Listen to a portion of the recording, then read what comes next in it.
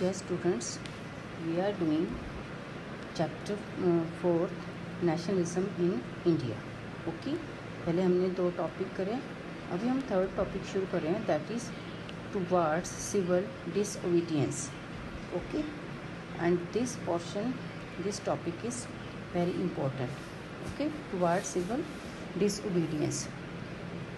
First जो situation हुई थी वहाँ पे इन फरवरी 1922 महात्मा गांधी जी ने जो नॉन कोऑपरेशन मूवमेंट है उसको विदड्रॉ कर लिया था. ठीक है, ये डेट आपने याद रखनी है. In February 1922 Mahatma Gandhi decided to withdraw the non cooperation movement. क्यों कर लिया था? क्योंकि बहुत ज़्यादा वायलेंट हो गया था, वायलेंस बहुत ज़्यादा हो रही थी. ओके, महात्मा गांधी जी को लगा कि जो लोग हैं ना वो प्रॉपरली ट्रेंड नहीं हुए.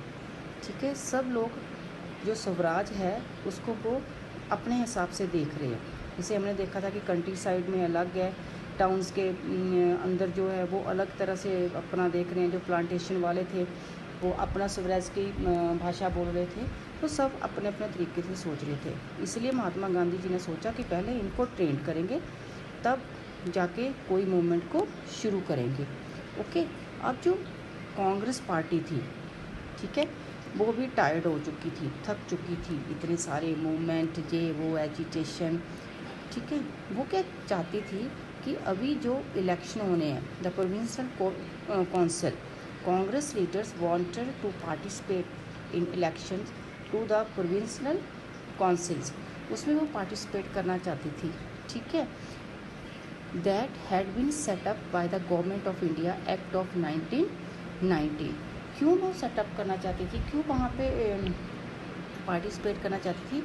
वो ये सोचते थे कि अगर हमने ब्रिटिश पॉलिसी को रिफ्यूज़ करना है या उसका अपोज़ करना है या उसके विरोध में खड़े होना है, तो ये सबसे अच्छा है कि हम काउंसिल जो इलेक्शन है उसमें भाग लें. अगर हम उसका पार्ट बनेंगे तब जाके हम उनकी पॉलिसीज़ को रिजेक्ट कर सकते हैं. ठीक है, इसीलिए जो CR दास है एंड मोतीलाल नेहरू है, उन्होंने स्वराज पार्टी की स्थापना की.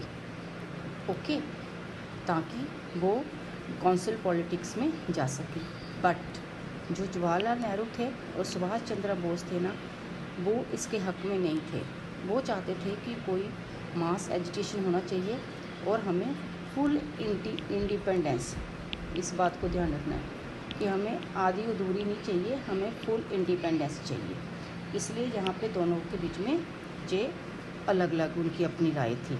ओके, अभी ये सारा चल ही रहा था, इंटरनल डिबेट चल रही थी कि क्या करना चाहिए क्या नहीं करना चाहिए, कि 2 फैक्टर और आ गए.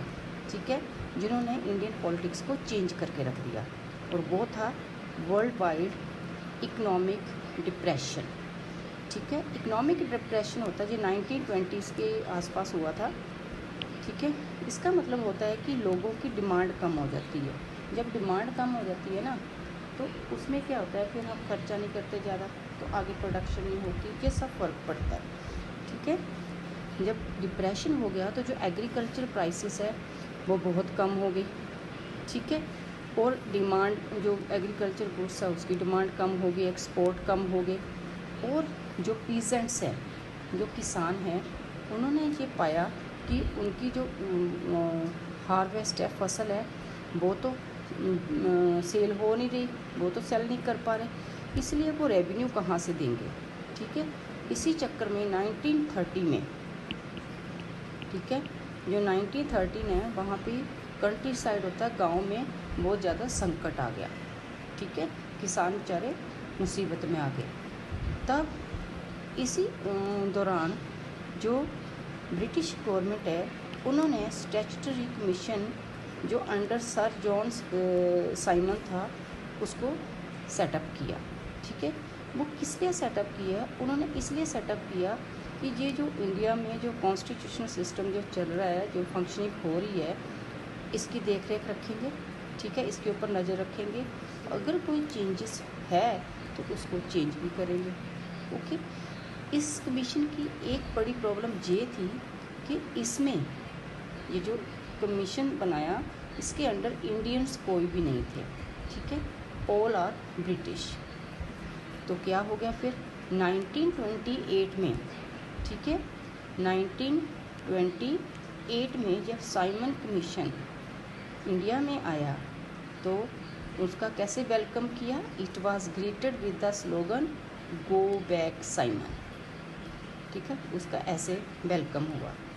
ठीक है, ऑल द पार्टीज, चाहे वो कांग्रेस है चाहे मुस्लिम लीग है, उन्होंने डेमोन्स्ट्रेट करा।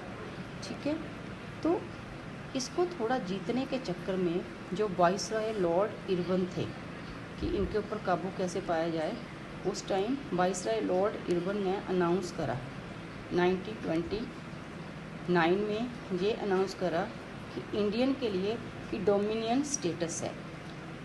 ठीक है, इरबन अनाउंस्ड इन अक्टूबर 1929 अ वेग offer of dominion status for India. ठीक है, अब डोमिनियन स्टेटस क्या होता है कि मिक्स गवर्नमेंट, इंडिया के भी हम विचार सुनेंगे और ब्रिटिश गवर्नमेंट के भी है, और दोनों को आइडियाज़ को लेके हम ये सब जो स्टेटस है वो बनाएंगे। और ऐसे करके हम जो कह सकते हैं कि जो पार्टी बनानी है या कोई कमीशन बनाना है तो उसके अंदर दोनों की राय ली जाएगी। और क्या उन्होंने बोला है कि राउंड टेबल कॉन्फ्रेंस होगी। ठीक है, राउंड टेबल कॉन्फ्रेंस होगी डिस्कस करने के लिए कि फ्यूचर में जो कॉन्स्टिट्यूशन है, जो फ्यूचर कॉन्स्टिट्यूशन है वो कैसा होना चाहिए। ठीक है, ये थोड़ा सा इंडिया के लिए जो ब्रिटिश गवर्नमेंट था उन्होंने लालच दिया। ठीक है, कि स्टेटस ये होगा और राउंड टेबल हम कॉन्फ्रेंस करेंगे कि जो फ्यूचर है वो कैसा होगा, कैसे कॉन्स्टिट्यूशन होना। क्यों? क्योंकि जो इतना वायलेंस हो रही थी, इतना अपसेट थे, ये सारा चल रहा था, इससे ब्रिटिश गवर्नमेंट थोड़ी सी हिल चुकी थी। ठीक है, लेकिन जो कांग्रेस के अंदर के लोग थे, जैसे जवाहरलाल नेहरू हो गए, सुभाष चंद्र बोस हो गया, ये सब इनको नहीं मानते थे। ठीक है, वो ये चाहते थे कि हमने ज़बरदस्ती इनको बाहर निकालना है और हमें पूर्ण स्वराज चाहिए, आधी अधूरी हमें आज़ादी नहीं चाहिए कि हाँ आधा आप करोगे आधा हम करेंगे, ऐसा नहीं चाहिए। तो इसलिए उन्होंने इन दिसंबर 1929 पूर्ण स्वराज की घोषणा कर दी कि हमें तो पूरा चाहिए, हमें आधा नहीं चाहिए। और उन्होंने एक डिक्लेरेशन और कर दिया। उन्होंने 26 जनवरी 1930 कैसे सेलिब्रेट करा इंडिपेंडेंस डे। ठीक है, it was declared that 26 January 1930 would be celebrated as the independence day. ठीक है, अब यहाँ पे जो लोग हैं ये प्लेज लेने लगे कि हाँ हम कंप्लीट इंडिपेंडेंस के लिए स्ट्रगल करेंगे।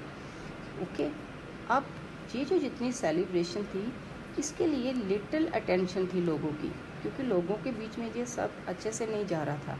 इसलिए महात्मा गांधी ने सोचा कि कुछ ऐसा आइडिया हो कि फ्रीडम के लिए लोगों का आइडिया हम साथ में जोड़ें और लिटिल बिट हमें और कुछ कॉन्क्रीट इशू हमें अपने एवरी डे जो लाइफ है उसके साथ जुड़ा हुआ इशू लेना चाहिए, ताकि जो कॉमन लोग हैं वो भी इस जो कंप्लीट इंडिपेंडेंस की मुहिम है इसमें वो जुड़े, ताकि जो छोटे से छोटा जो लोग हैं, जो पुअर है या रिच है, कोई भी है, सोसाइटी के सारे लोग मिलके अगर इस मूवमेंट को चलाएंगे तभी जाके हमारा जो मूवमेंट है वो सफल होगी।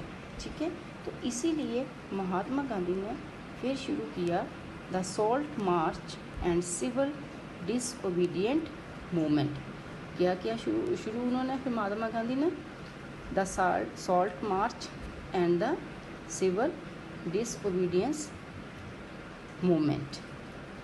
ओके, अब इसमें क्या था, उन्होंने महात्मा गांधी ने ऑन 31 जनवरी 1930 उन्होंने लेटर दिया वाइसराय इरबन को। ठीक है, उसमें उन्होंने 11 डिमांड्स रखी।